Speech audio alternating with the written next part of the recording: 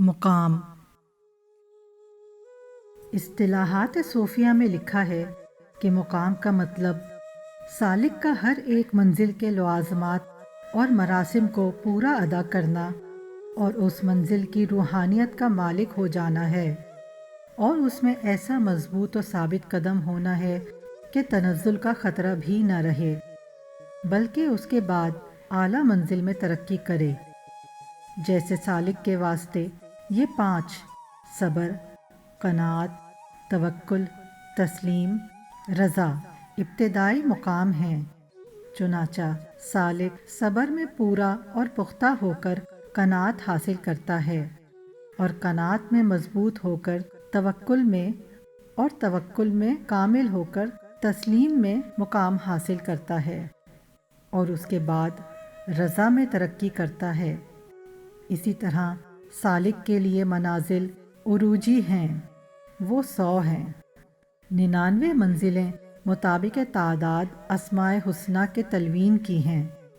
ہر ایک منزل سالک کو طے کرنی ہوتی ہے، اور کسی منزل میں قیام نہیں کرتا، بلکہ ہر ایک منزل سے آگے ترقی کرتا رہتا ہے۔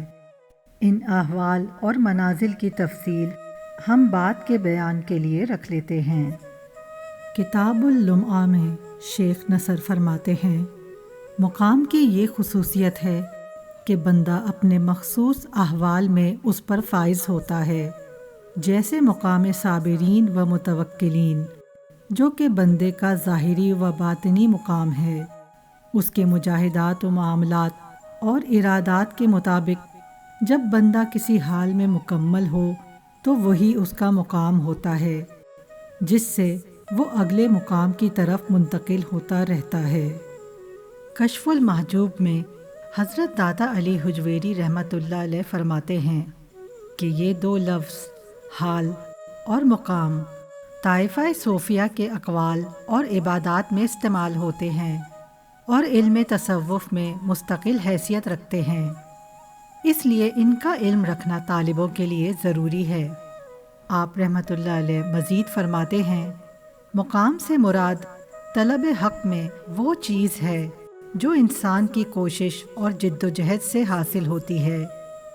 مقام اکتسابی ہے، یعنی کوشش سے حاصل ہو سکتا ہے، یہ اعمال کا نتیجہ ہے، پس صاحب مقام اپنے مجاہدات کی وجہ سے قائم ہوتا ہے۔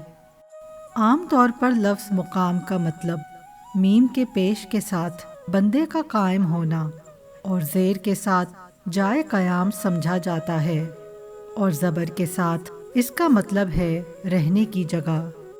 لیکن تصوف کی اصطلاح میں مقام کا مطلب ہے راہ حق میں جم جانا اور اس کا حق ادا کرنا، تاکہ اس میں کمال حاصل ہو۔ چنانچہ مقامات راہ حق میں سے پہلا مقام توبہ ہے، دوسرا مقام انابت یعنی توبہ کا قبول کرنا ہے، تیسرا مقام زہد، اور چوتھا توکل وغیرہ۔ رسالہ قشیریہ میں امام قشیری رحمۃ اللہ علیہ فرماتے ہیں، مقام صوفی کے آداب کی وہ منزل ہوتی ہے جسے وہ اللہ تعالیٰ کے ہاں سے حاصل کرتا ہے، جہاں بندہ کسی تصرف کی بنا پر پہنچتا ہے یا بتکلف تلاش کر کے اور دقت سے حاصل کرتا ہے۔ لہٰذا ہر ایک کا مقام وہی جگہ ہوتی ہے جہاں اس وقت اس کا قیام ہوتا ہے اور جس کی ریاضت میں وہ مشغول ہے۔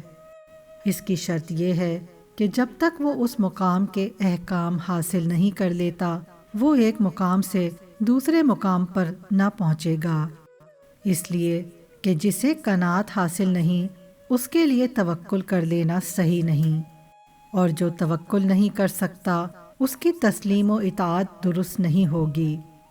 کسی شخص کا ایک مقام پر اتر جانا اسی وقت صحیح شمار ہوتا ہے جب اس کے مشاہدے میں یقینی طور پر یہ بات آ جائے کہ اللہ تعالیٰ نے اسے اس مقام پر پہنچا دیا ہے، تاکہ اس کے مقام کی بنا صحیح قاعدے پر استوار ہو سکے۔